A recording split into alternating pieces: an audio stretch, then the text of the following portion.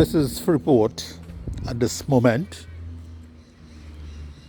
The dark clouds have dissipated for the time being,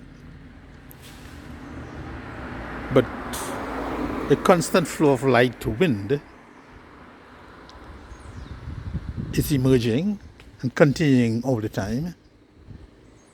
Small trees are being wafted by the force of the wind.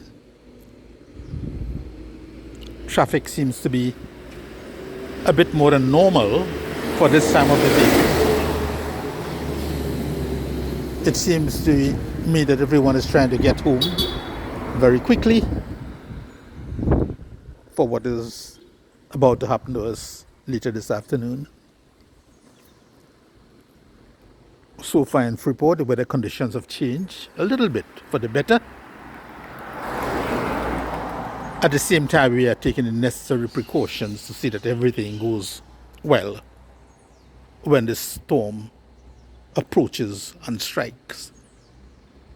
This is Pandit Vishnu Narayan from Freeport, giving you updates on potential tropical storm Bonnie. Thank you.